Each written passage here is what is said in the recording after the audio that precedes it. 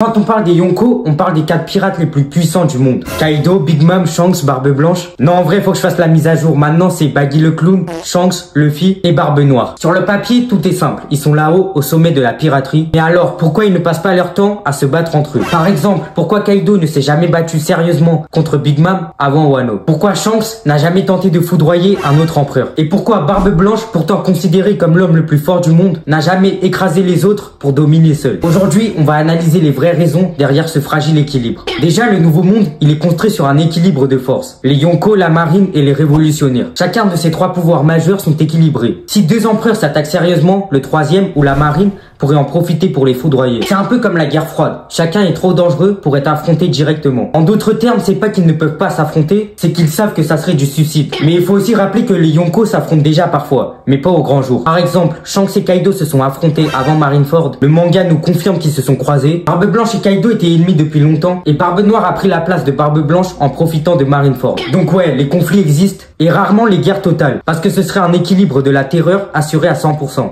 Sans oublier que leur objectif n'est pas forcément le même. Chaque Yonko a un but différent et ça explique pourquoi ils n'ont pas besoin de s'affronter en face à face. Par exemple, Barbe Blanche, son rêve c'était pas le One Piece, son objectif réel était d'avoir une famille. Tant que les autres empereurs ils ne touchaient pas à ses fils, il avait aucune raison de les attaquer. Big Mom, elle voulait créer un royaume où toutes les races vivraient ensemble. Sa vision était clairement plus stratégique que militaire. Kaido, son obsession c'était la guerre ultime, pas forcément dominer les autres empereurs. Shanks lui, il est l'empereur le plus mystérieux, mais tout laisse à penser qu'il cherche à maintenir l'équilibre du monde plutôt qu'à prendre le pouvoir. Luffy lui, il s'en bat les couilles de foudroyer les autres empereurs, lui il veut juste devenir le roi des pirates pour être libre. Barbe Noire lui, c'est l'exception. Son objectif est clairement d'écraser les autres et de devenir le roi des pirates. Et justement, c'est pour ça qu'il est le plus dangereux. En gros, ils n'ont pas le même chemin. Leurs batailles ne sont pas une priorité tant qu'ils peuvent régner chacun sur leur territoire. Être Yonko, c'est pas juste être fort, c'est aussi contrôler des territoires, protéger des populations et posséder des ressources. Par exemple, Big Mom contrôlait Totoland, Kaido contrôlait Wano et ses forges d'armes, Barbe Blanche protégeait de nombreuses îles comme l'île des hommes poissons. Si 2 empereurs s'affrontent, ils risquent de perdre leur territoire. Et pour un Yonko, perdre son territoire, c'est perdre son statut. En gros, si t'as pas compris, vaut mieux défendre ce qu'on a que tout risquer pour avoir plus. Par exemple, voici un exemple précis. Imaginons que Kaido attaque Big Mom. Qu'est-ce qui se passe? Les 2 équipages s'affrontent, mais même le vainqueur ressort affaibli. Les survivants deviennent sans défense à une attaque de la marine ou d'un autre Yonko. C'est pour ça que ces guerres totales sont évitées. Un affrontement direct entre 2 Yonko pourrait littéralement changer l'équilibre du monde. Et ça, ni eux ni le gouvernement mondial n'a envie que ça arrive, sauf Barbe Noire qui lui adore le chaos. Et enfin, faut aussi comprendre le choix narratif d'Oda. Si les Yonko passaient leur temps à s'entretuer, One Piece n'aurait pas duré aussi longtemps. Oda, il a construit le nouveau monde comme un échiquier. Chaque Yonko est une pièce puissante, ils s'observent, se craignent et attendent le bon moment. Et ce moment, c'est celui que nous vivons actuellement. Après la chute de Kaido, de Barbe Blanche et même de Big Mom, j'ai envie de dire, l'équilibre est brisé. Les Yonko ne sont plus 4 et la guerre totale approche enfin. Alors pourquoi les Yonko ne s'attaquent pas entre eux? 1. Parce que le monde est basé sur un équilibre fragile. 2. Parce que leurs objectifs ne sont pas les mêmes. 3. Parce que leur territoire et leurs ressources sont plus importants qu'un combat inutile. Et enfin 4. Parce qu'une guerre totale affaiblirait tout le monde et ouvrirait la voie à la marine ou à Barbe Noire. En gros, les Yonko sont assez intelligents pour comprendre qu'une guerre mènerait à leur perte. Mais aujourd'hui, avec Luffy devenu Yonko, Kaido et Big Mom hors jeu, et Barbe Noire en mouvement, cet équilibre est terminé. Et c'est justement pour tout ça que la fin de One Piece sera une vraie guerre totale. Merci d'être resté jusque là, j'espère que t'as kiffé la vidéo. Si c'est le cas, n'hésite pas à la liker, à t'abonner et à surtout à activer la cloche de notification. Aussi, n'hésite pas à me dire en commentaire ce que t'en as pensé de cette vidéo, du montage, tout ça. Bref, on se retrouve très bientôt pour de nouvelles vidéos. Au revoir.